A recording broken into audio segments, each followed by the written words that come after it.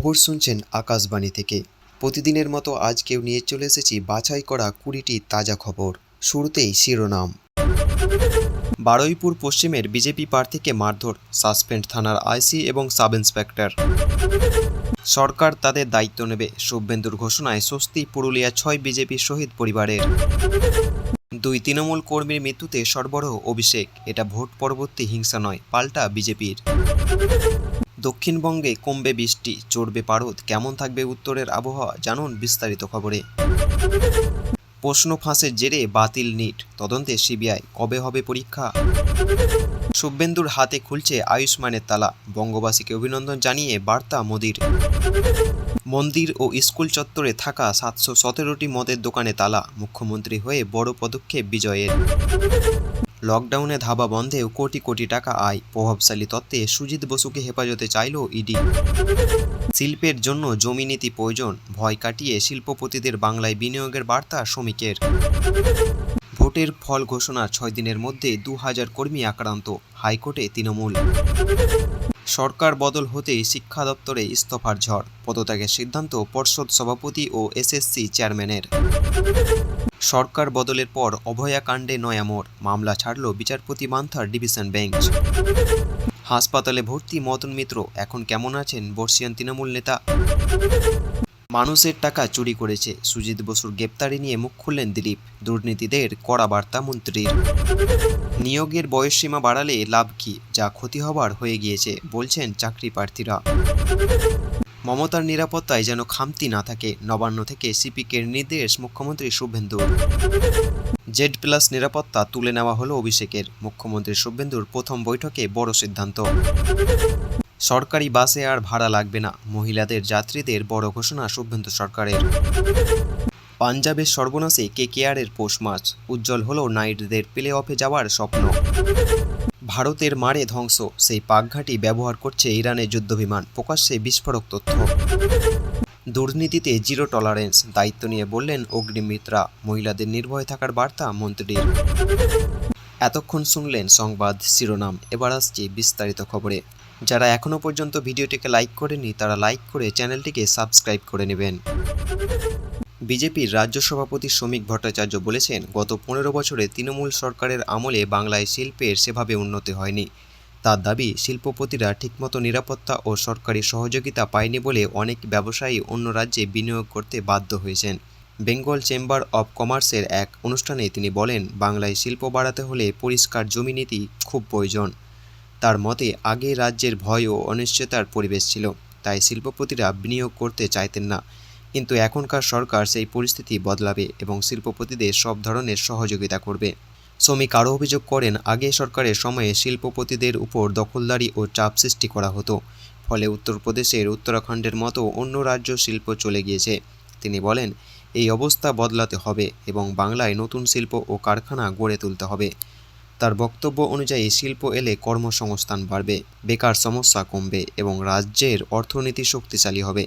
তাই তিনি শিল্পপতিদের বাংলায় বিনিয়োগ করার আহ্বান জানিয়েছেন এবং আশ্বাস দিয়েছেন যে বর্তমান সরকার শিল্পের জন্য অনুকূল পরিবেশ তৈরি করবে।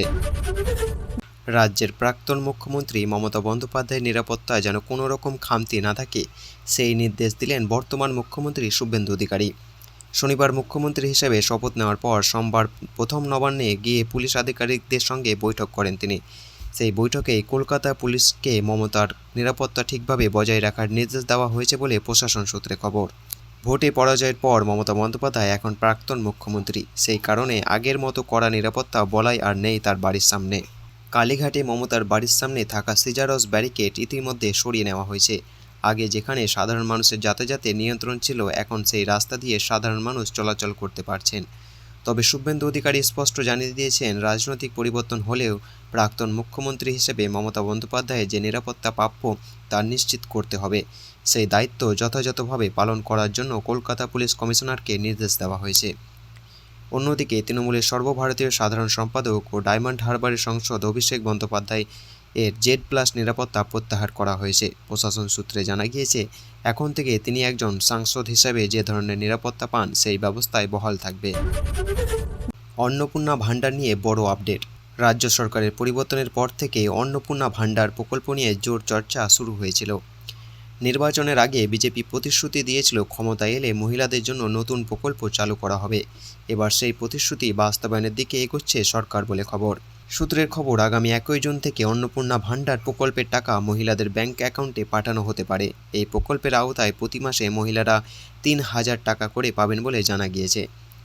নবান্নে নতুন বিধায়কদের সঙ্গে বৈঠকের সময় মুখ্যমন্ত্রী শুভেন্দু অধিকারী এক বিধায়ককে প্রশ্ন করেন, কবে থেকে অন্নপূর্ণা ভাণ্ডার চালু হবে। তার উত্তরে মুখ্যমন্ত্রী জানান, 1 জুন থেকে প্রকল্প চালু করার পরিকল্পনা রয়েছে। তার আগে তৃণমূল সরকারের লক্ষ্মী ভাণ্ডার প্রকল্পে সাধারণ মহিলারা 15,000 এর তপশিলি জাতি ও উপজাতি মহিলারা 1700 করে পেতেন। বিজেপি নির্বাচনের সময় প্রতিশ্রুতি দিয়েছিলেন ক্ষমতায় এলে সেই টাকার পরিমাণ বাড়ানো হবে। অন্নপূর্ণা ভাণ্ডারকে সেই প্রতিশ্রুতির অংশ হিসাবে দেখা হচ্ছে। তবে এখনও পর্যন্ত সরকারিভাবে কোনো বিজ্ঞপ্তি প্রকাশ হয়নি। নতুন করে আবেদন বা ফর্ম ফিল আপ করতে হবে কিনা সেটাও এখনও স্পষ্ট নয়। ফলে চূড়ান্ত নিয়ম জানতে সরকারি ঘোষণার অপেক্ষায় রয়েছেন বহু মহিলা। এই খবর প্রকাশ্যে আসতেই রাজ্যের বিভিন্ন জায়গায় মহিলাদের মধ্যে উৎসাহ তৈরি হয়েছে। এখন সবার নজর সরকারি আনুষ্ঠানিক ঘোষণার দিকে। রাজ্যে সরকারি চাকরির প্রস্তুতি নেওয়া চাকরি প্রার্থীদের জন্য বড় ঘোষণা করলেন মুখ্যমন্ত্রী শুভেন্দু অধিকারী। নতুন সিদ্ধান্ত অনুযায়ী সরকারি চাকরিতে আবেদনের সময়সীমা আরও 5 বছর বাড়ানো হচ্ছে। এতদিন সাধারণ প্রার্থীরা 40 বছর বয়স পর্যন্ত সরকারি চাকরির আবেদন করতে পারতেন। সংরক্ষিত শ্রেণীর ক্ষেত্রে সেই সীমা ছিল 45 বছর। আবার সেই বয়সসীমা আরও বাড়ানো হবে বলে জানানো হয়েছে। ফলে বহু চাকরি প্রার্থী নতুন করে সুযোগ পাবে বলে মনে করা হচ্ছে। তবে এই ঘোষণার পর মিশ্রিত প্রতিক্রিয়া দেখা গিয়েছে চাকরি প্রার্থীদের মধ্যে। অনেকেই খুশি হলেও কেউ কেউ বলছেন, দীর্ঘদিন নিয়োগ না হওয়া অনেকেই জীবন থেকে সম্পূর্ণ সময়সীমা চলে গেছে। অনেকেই এখন সংসারের কাজ বা অন্য দায়িত্বে ব্যস্ত হয়ে পড়েছেন। ফলে আবার নতুন করে পরীক্ষার প্রস্তুতি নেওয়া কঠিন হয়ে দাঁড়াচ্ছে। 2015 সালের পর রাজ্যে নিয়মিত নিয়োগ হয়নি বলে অভিযোগ বহু চাকরি প্রার্থীর। তাই বয়সসীমা বাড়ানোর সিদ্ধান্তকে অনেকে স্বাগত জানালেও চাকরি প্রক্রিয়া দ্রুত শুরু করার দাবি উঠছে। চাকরিহারা ও পরীক্ষার্থীদের একাংশে বক্তব্য, শুধু বয়সসীমা বাড়ালেই হবে না, দ্রুত স্বচ্ছ নিয়োগ প্রক্রিয়া শুরু করতে হবে। তবে এই সিদ্ধান্তের আসল উপকার পাবেন সাধারণ চাকরি প্রার্থীরা। প্রশ্ন ফাঁসের অভিযোগ বাতিল হয়ে গেল সর্বভারতীয় ডাক্তারি পরিবেশিক পরীক্ষা নিট ইউজি। গত 3 মে দেশ জুড়ে এই পরীক্ষা অনুষ্ঠান হয়েছিল, কিন্তু পরীক্ষার পর থেকে প্রশ্নপত্র ফাঁসের অভিযোগ ঘিরে তীব্র বিতর্ক শুরু হয়। এরপরেই পরীক্ষাটি বাতিলের সিদ্ধান্ত নেয় ন্যাশনাল টেস্টিং এজেন্সি বা এনটিএ। গোটা ঘটনা তদন্তভার তুলে দেওয়া হয়েছে কেন্দ্রীয় তদন্তকারী সংস্থা সিবিআইয়ের হাতে। জানা গিয়েছে, এবছর প্রায় 23 লক্ষ পরীক্ষার্থী এই প্রবেশিকা পরীক্ষায় অংশ নিয়েছিলেন। অভিযোগ, পরীক্ষার অনেক আগেই কিছু পরীক্ষার্থী হাতে পৌঁছে গিয়েছিল সম্ভাব্য প্রশ্নপত্র।